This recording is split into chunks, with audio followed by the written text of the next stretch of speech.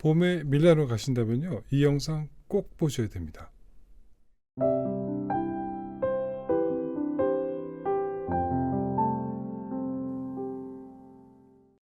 잠들기 전 총박 라디오, 오늘부터 밀라노 4부작 시작합니다. 제가 밀라노 통이잖아요.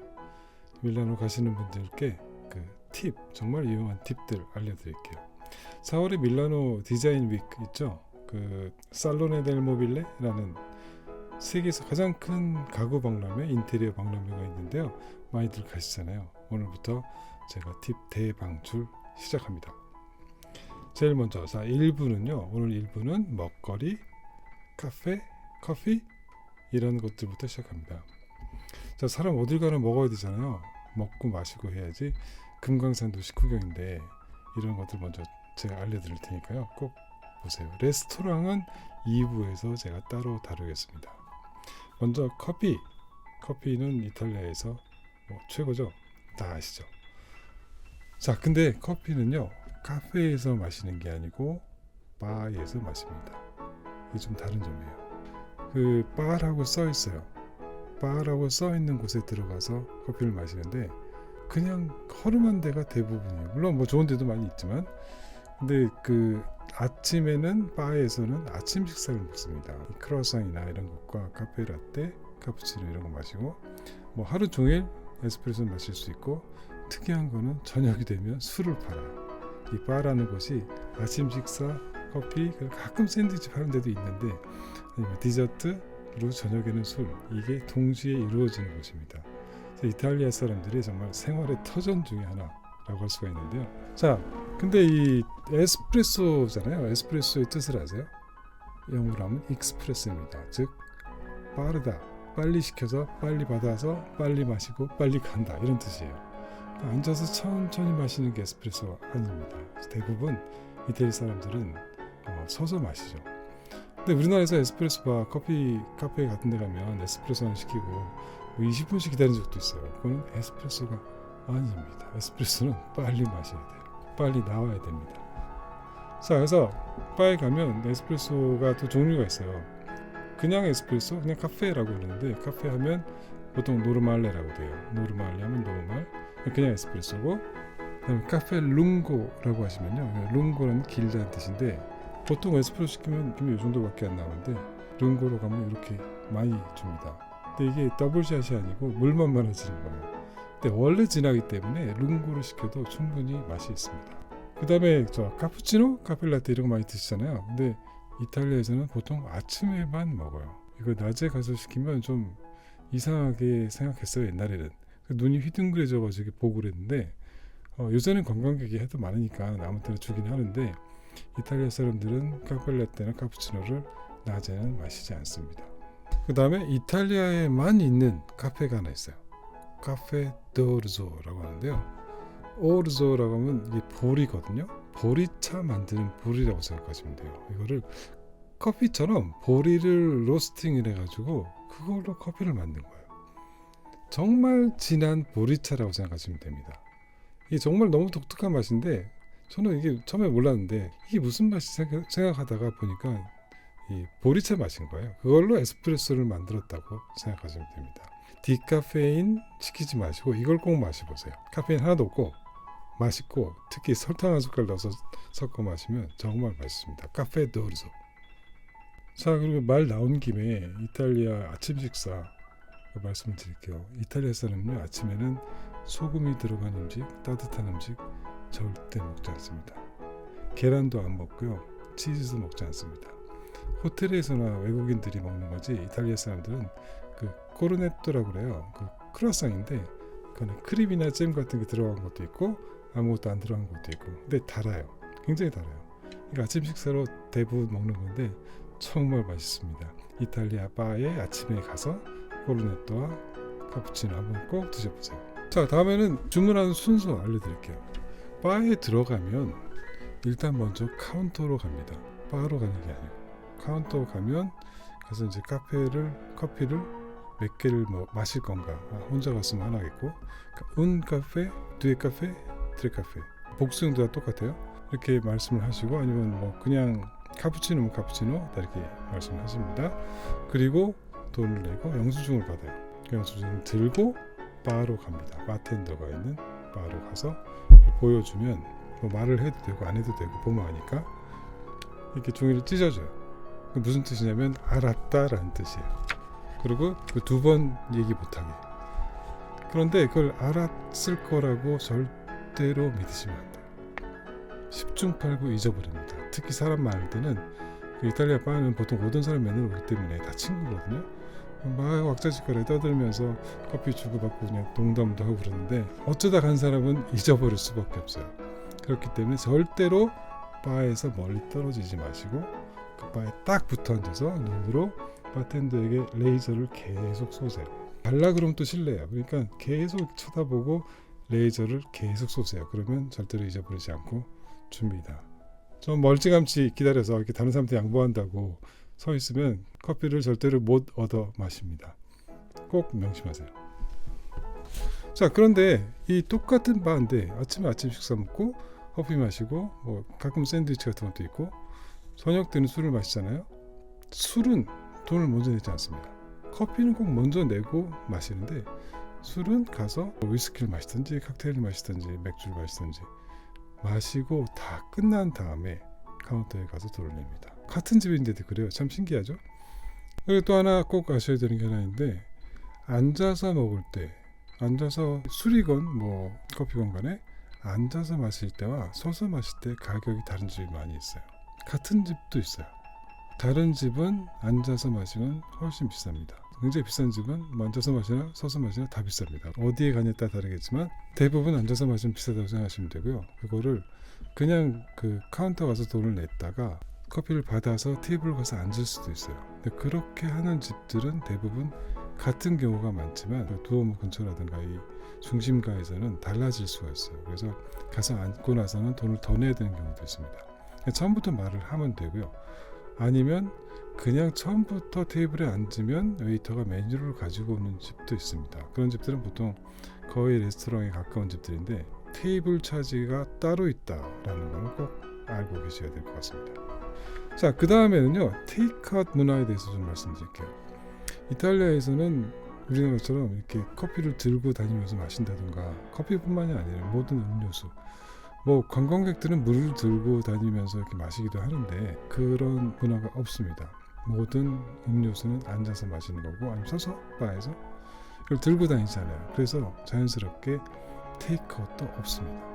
물론 뭐 스타벅스도 있으니까 가서 시킬 수 있어요. 스타벅스에서는 뭐 있어요. 그런데 기본적으로 테이크아웃이라는 게 없기 때문에 그 이유는 뭐냐면 들고 다니면서 마시지 않아요. 뭐든지 그래요. 심지어 젤라또도 절대로 들고 다니면서 먹지 않습니다. 젤라또 집에 가면 앉는 자리가 별로 없거든요. 많이들 보실 거예요. 그 젤라또 집 주변에 사람들이 그냥 다 서서 먹고 있는 거예요. 서서 먹거나 그냥 길바닥에 앉아서 먹고 마시지 절대로 돌아다니지 않습니다. 이게 이탈리아에서는 약간 에티켓 같은 거예요. 그리고 또 배민 쿠팡처럼 글로버라는 게 있습니다. 이거는 앱인데 앱 그냥 바로 받아서 사용하실 수 있어요. 여기서는 굉장히 많은 종류의 음식이 다 있습니다. 정말 편리해요. 똑같아요, 우리나라랑. 그래서 꼭 보면 이렇게 여행 가서 아프신 분들 계시잖아요. 호텔에서 나오지 못하고 이럴 때 참 편리합니다. 굉장히 좀 많은 종류의 음식이 있기 때문에 보고 고르시면 되고요. 배달하는 사람들은 대부분 외국 사람들이고 그래서 영어도 좀 통합니다. 잘 못 찾거나 그럼 또 전화를 하거든요. 근데 우리나라는 다른 점은 레스토랑이나 배달하는 곳이 음식점이 굉장히 멀어도 잘 와요. 밀라노라는 그 말 뜻 자체가 이제 평야의 중간 아니면 평평한 곳 이런 뜻이거든요. 언덕이 없어요. 거의 없습니다. 그렇기 때문에 이동하기 굉장히 편하고 자전거나 스쿠터나 아니면 걸어서 배달하는 사람도 있어요. 그러니까 배달이 굉장히 잘 됩니다. 꼭 뭐 아프셔서 호텔방에서 못 나오실 때는 이용해 보시면 좋을 것 같습니다. 글로버. 자, 그 다음에는요, 제가 마트에 들어갔을 때 이야기를 좀 해드릴게요. 먼저 마트에서 안 파는 거, 있을 거라고 생각했다가 안 파는 거. 대표적인 게 뭐냐면요, 캔커피. 캔커피가 없습니다, 이탈리아는. 모르겠어요. 뭐 뒤지면 나올지도 모르겠는데 일반적으로 캔커피라는 거는 먹질 않고, 그 다음에 담배 없습니다. 마트에서 담배 절대로 팔지 않아요. 어떤 때는 이게 편의점 같이 보이는 마트들, 작은 마트들인데 거기서도 담배는 절대로 팔지 않습니다. 제가 담배는 조금 이따가 다시 따로 말씀드릴게요. 그리고 참 신기한 게 포도 주스 없습니다. 이탈리아에서 포도 주스를 제가 마셔본 적이 없어요. 있다면 독일이나 오스트리아에서 수입한 곳들 파는데 큰 마트 가면 있는데 포도로 주스를 만들지 않습니다. 포도라는 거는 그냥 먹거나 아니면 와인을 만드는 거지, 이걸 어떻게 아깝게 그냥 갈아서 마셔버리냐 이렇게 생각을 하거든요. 그리고 또 차게 해놓은 음료 별로 없습니다. 콜라, 물, 그다음에 게토레이 이 정도는 있을 수 있는데 보통 이렇게 차게 해놓은 냉장고에 있는 것은 더 비쌀 가능성이 크고요. 아닌 데도 있지만 차게해서 판다는 개념이 없어요. 맥주는 아마 없을 거예요, 제 생각에는. 그 다음에 물을 살 때 큰 물을 사고 싶을 때도 있잖아요. 호텔에 방에 갖다 놓기도 하니까. 근데 가보면 다 식스팩이에요. 6개씩 묶어서 이렇게 물만 있는 그 코너에서 물을 파는데, 그래서 안 사시는 분도 계시는데 이거 다 뜯어도 됩니다. 뜯어서 한 병만 들고 가셔도 돼요. 심지어는 작은 물병 식스팩도 뜯어서 한 병만 들고 가도 아무 문제 없습니다. 다 살 수 있습니다. 그 다음에 과일 사실 때 과일을 꼭 챙겨 드시는 분들 계시니까 과일 섹션에 가면 이 과일들이 이렇게 있고 바구니 같은 데 담겨 있고, 그 다음에 보면 번호가 다 붙어 있어요. 장갑 있으니까 비닐 장갑 끼시고 비닐봉지에다가 그 과일을 담고 그 번호 기억하셔서 저울에다가 이 봉지를 올려놓고 번호를 누르시면 스티커 영수증이 나옵니다. 그거를 봉지에다 붙이고 카운터로 가져와서 계산을 하시면 됩니다. 그 중에는 이미 붙어있는 것들도 있어요. 그거는 달아가지고 눌러서 영수증 안 붙여도 됩니다. 그러니까 잘 보세요. 그러니까 바구니나 아니면 작은 봉지에 담겨 있고 이미 가격이 붙어 있는 과일도 있습니다. 그 다음에 편의점 없는 거는 뭐 아시죠? 편의점이라는 게 없습니다. 그래서 다들 좀 일찍 닫는 편인데 그래도 밀라노는 늦게까지 연 집들 많이 있습니다. 작은 마트들, 익스프레스라고 써 있는 경우가 많이 있고요. 그냥 뭐 똑같은 마트예요. 근데 더 조그맣고 필요한 것들 위주로 팔고 있는데 전자레인지 대표문의 음식도 팔긴 팔거든요. 근데 중요한 거는 전자레인지가 없습니다. 절대로 그 마트, 편의점 같이 생겼더라도 그 안에서 먹을 수 없습니다. 당연히 호텔에도 없겠죠. 뭐 가끔 아파트를 빌리시는 분들께는 필요할 수 있어요. 전자레인지 음식 사서 먹는다고 하면. 편의점에는 전자레인지가 없습니다. 자, 그 다음에 담배 얘기를 좀 할게요. 담배 피우시는 분들을 위해서. 뭐 많이 안 계시겠지만 담배는 타바키라고 써있는 그런 간판이 있는 집에서만 팝니다. 절대로 이게 안 붙어있는 집에서는 담배를 팔지 않습니다. 정말 법으로 엄격하게 이렇게 되어 있는데요. 그냥 우리나라는 근데 이상외로 이상한 집에서 담배로 붙어 있고 팔기도 하잖아요. 그렇지 않습니다. 이탈리아에서는 담배 파는 곳은 정해져 있습니다. 뭐 유럽이 다 그렇다고 알고 있는데, 그런데 여기서 별별 거 다 팔아요. 담배만 파는 게 아니고 가장 많이 파는 거는 뭐냐면 복권인데, 이탈리아까지 가서 로또 하시는 분 안 계시겠지만 스포츠 토토, 복권, 뭐 로또 이런 걸 사러 오는 사람이 가장 큰 고객입니다. 근데 이 타바키라는 곳에서는 사탕, 캔디, 뭐 초콜릿, 음료수 이런 거 별별 것, 아니 뭐 생활적, 어떤 데는 샴푸 같은 거 파는 데도 봤어요. 별별 물건을 다 팝니다. 자, 그런데 담배 피시는 분들 중에서 그 맨솔 피시는 분들 많이 계시잖아요. 특히 우리나라에 지금 담배들 보면 여러 가지 향이 있고 막 박하, 뭐 이건 기본인데, 제가 알기로는 유럽 전역이 다 그런 걸 알고 있는데 맨솔 담배가 없습니다. 이게 몸에도 안 좋다고 해서 아주 금지를 시켜버렸어요. 그래서 그냥 보통 담배밖에 없고요. 뭐 대부분 서울에서 사가시겠죠, 면세점에서. 그리고 또 하나, 이 타바키라는 곳은 보통 7시면 다 닫아요.